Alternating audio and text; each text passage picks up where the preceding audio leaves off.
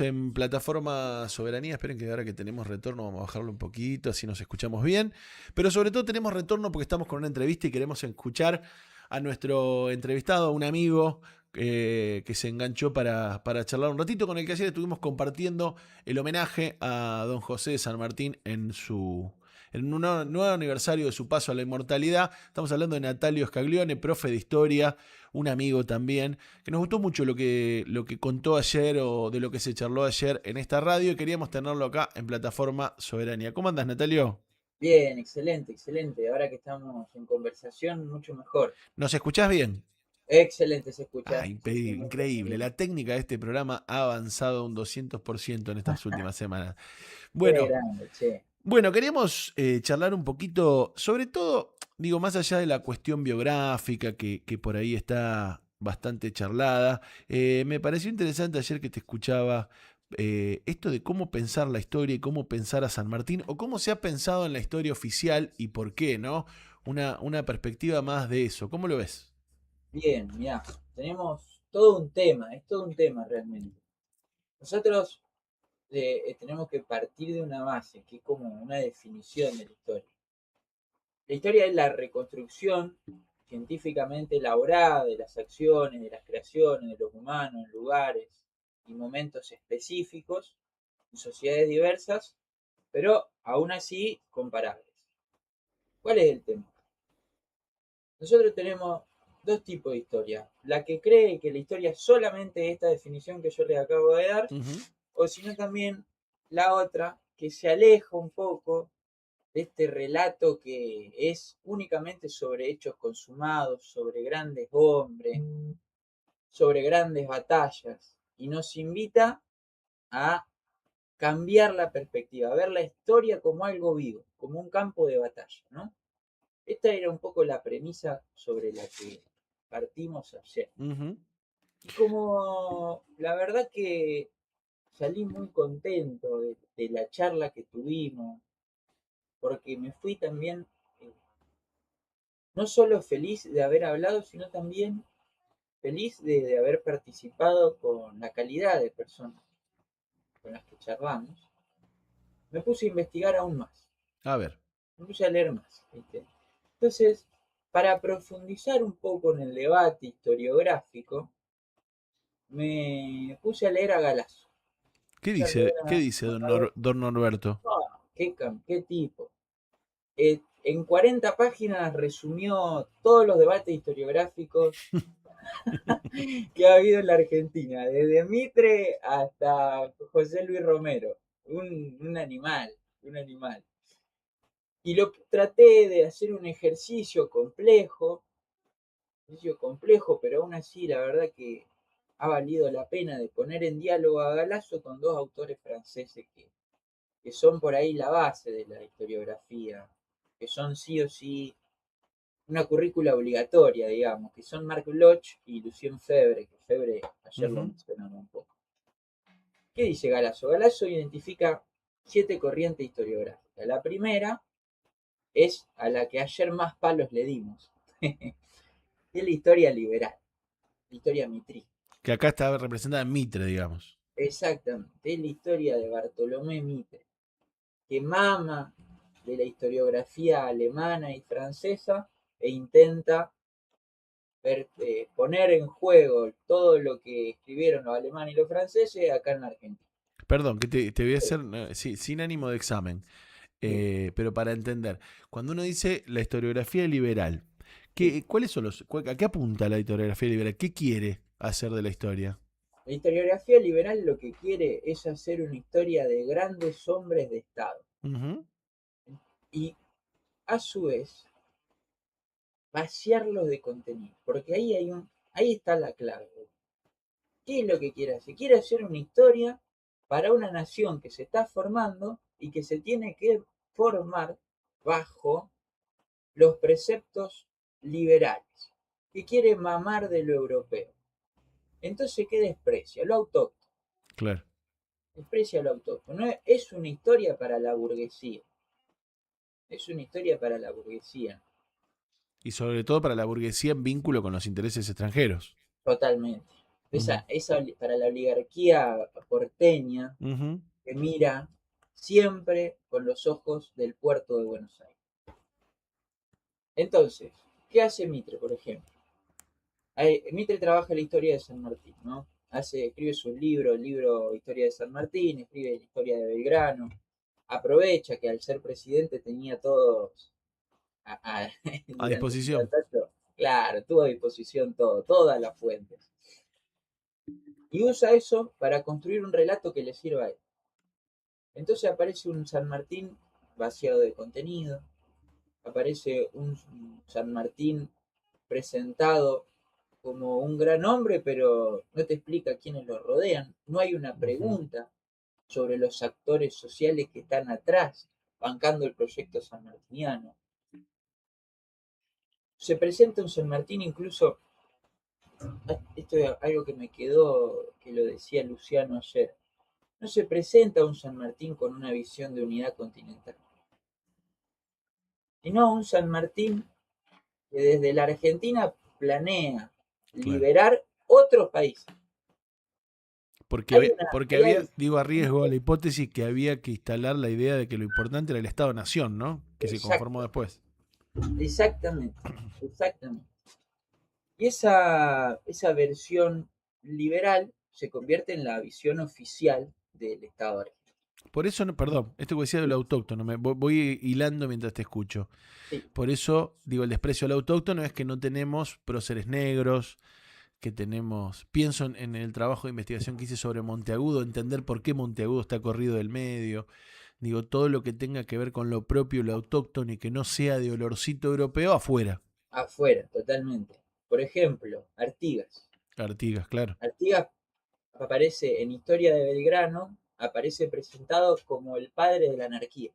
claro. Un tipo que no podía llevar más a, la, a lo único que llevaba el proyecto político de Artigas. Para Mitre era la anarquía. Un tipo que estaba entregado a esas masas de indios. Ujú. Entonces lo destruye, lo ataca constantemente a Artigas. Lo mismo va a hacer con algunos caudillos federales como Quiroga, con Rosas, lo mismo. Después, frente a esa corriente van surgiendo otras, según Galazo, la segunda gran corriente es una corriente liberal, pero de izquierda. Es medio rara esa definición, pero Mm, que él asocia con todo lo que fue el intelectual orgánico del Partido Socialista, que claro. fue Juan B. Justo. Y aparece el primer gran revisionismo histórico, que es el rosismo. El El rosismo. rosismo, sí, exacto, me parece una primera reivindicación de Rosas, pero media particular, porque es una reivindicación de Rosas no por el carácter popular del gobierno de Juan Manuel, sino también por el carácter conservador y nacionalista. Es Ujú. una corriente que surge en los años 30, tengamos en cuenta que es el golpe de Estado de Irigoyen, que lo que plantea es a un Rosas restaurador de un orden jerárquico y católico. Esta corriente tiene mucha fuerza dentro de lo que es el nacionalismo católico. Y aparecen como principales exponentes los hermanos Irazú. Y ya acercándonos más a lo que yo sé que nos gusta a los dos y vamos a A ver. pensar, aparece otro tipo de revisionismo, mucho más popular, que es el revisionismo forjista, de Ford. Ujú. Forja, Acepto. Forja, ¿qué denuncia? Denuncia la historia oficial como un instrumento de la dominación extranjera, un instrumento que impone una aceptación de la dependencia. Entonces, lo que se viene a discutir a partir de ahora es, bueno, ¿cómo nos liberamos? ¿Qué ejemplo hay en la historia para la liberación? ¿No? ¿Qué dice Forja? Que la historia oficial es una historia impuesta por la diplomacia inglesa para ocultar la dependencia nacional argentina. Y reivindica, Forja, la línea de Moreno y la línea de los caudillos federales desde una perspectiva nacional y popular. La distancia que se toma con ese revisionismo rosista, nacionalista, es que acá entra el pueblo por primera vez en la historia. Como protagonista, decís vos, como actor protagonista. Como actor protagonista, efectivamente. Y de allí vienen sus variantes. Tenemos un revisionismo rosista peronista, tenemos después que toma mucha fuerza. Entre ellos aparece José María Rosa, Ujú. que le empieza a prestar mucha atención a la vuelta de Obligado, a la batalla de Punta Quebracho también, se reivindica a los caudillos del interior y se forma esa especie de línea histórica que muchas veces se hace, a pesar de que es compleja, que es la de la línea San Martín Rosas Perón, como una Sí. continuidad. Y esta línea es desplazada finalmente por la corriente de la historia social, la nueva escuela histórica, que lo que hace es traer lo que está parecido a Mitre, en este sentido es gracioso porque trae lo que está en boga en Europa y lo pone en marcha en la Argentina luego de la vuelta de la democracia. Más que parecido a Mitre, por ahí parecido al liberalismo socialista.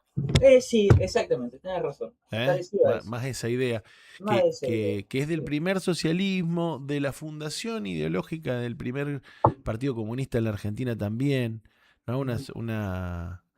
Una historia liberal, pero Sí, liberal desde la perspectiva de la instrucción, ¿no? Todo eso. efectivamente, efectivamente.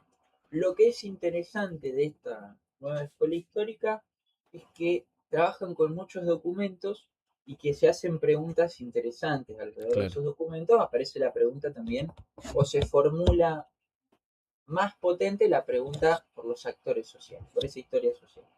Eso es lo bueno que le podemos marcar. Bien.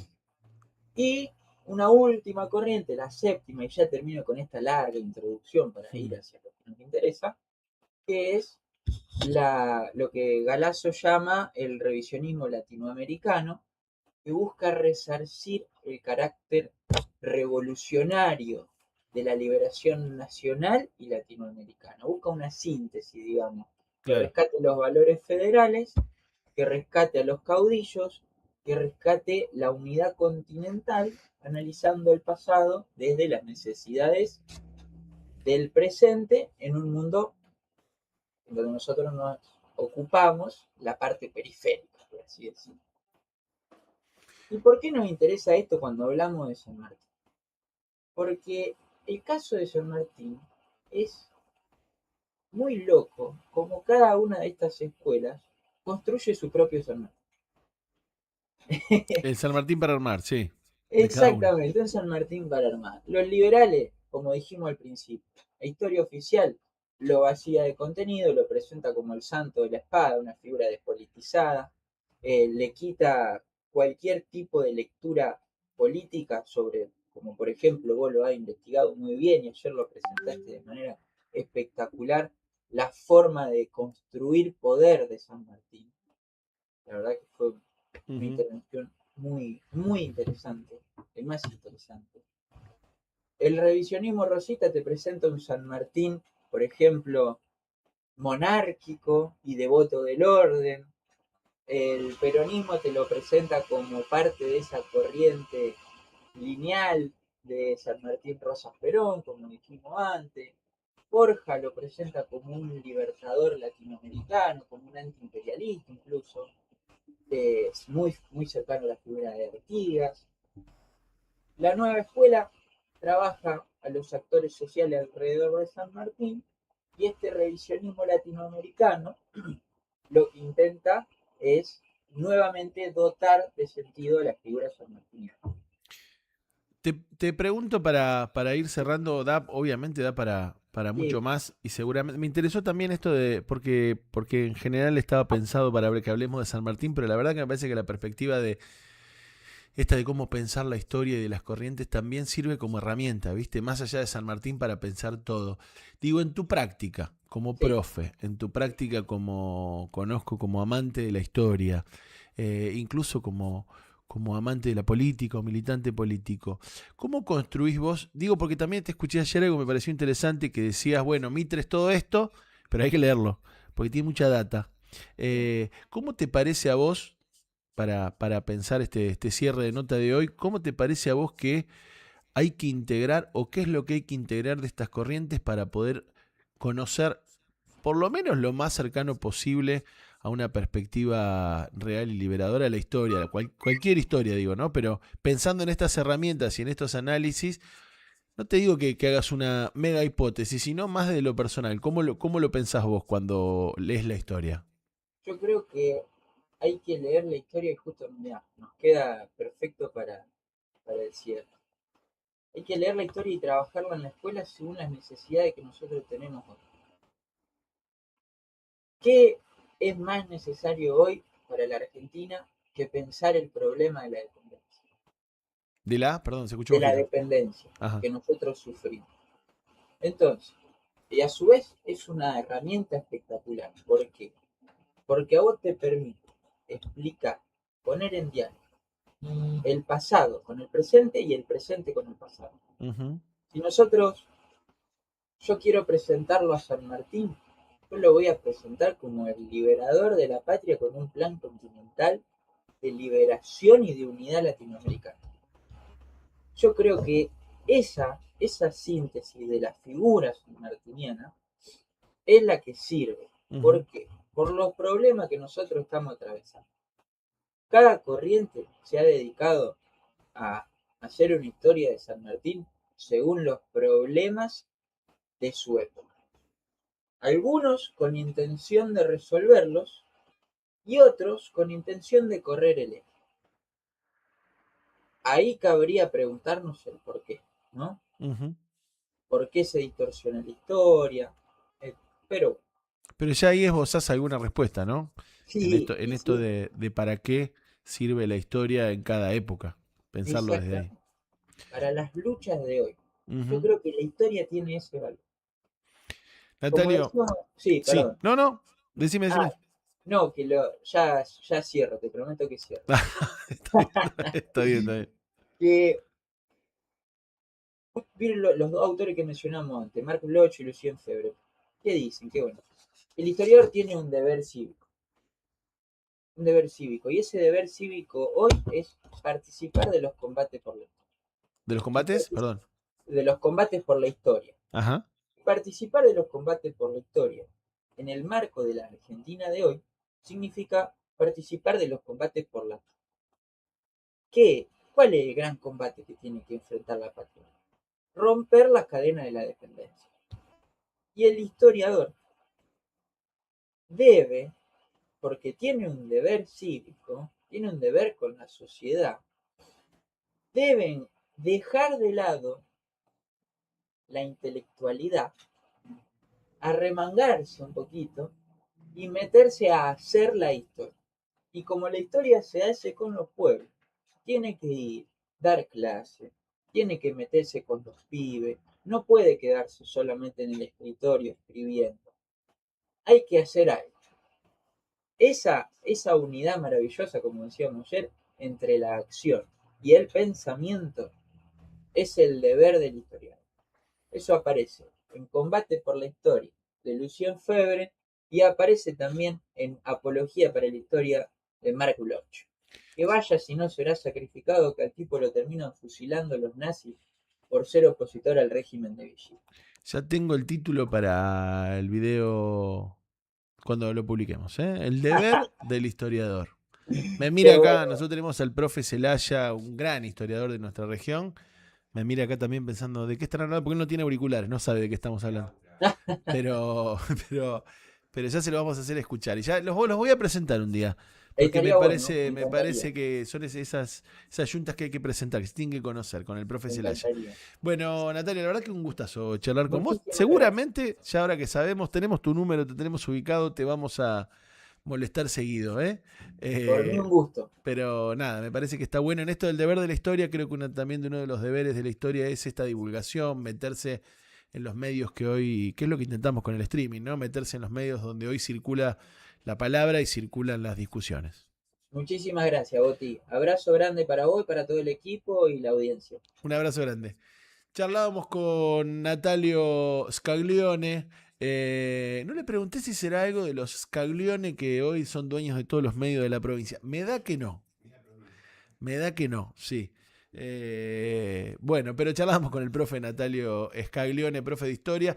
Yo al principio tenía más una idea de que charlemos sobre San Martín, pero me parece que fue mucho más interesante el debate sobre el rol de la historia, las corrientes históricas, el por qué se piensa la historia como se piensa, porque me parece que hay que tener algunas herramientas para después pensar todo, no que te digan cómo tenés que pensar tal cosa. Así que bueno, me parece una muy, muy linda entrevista que compartiremos.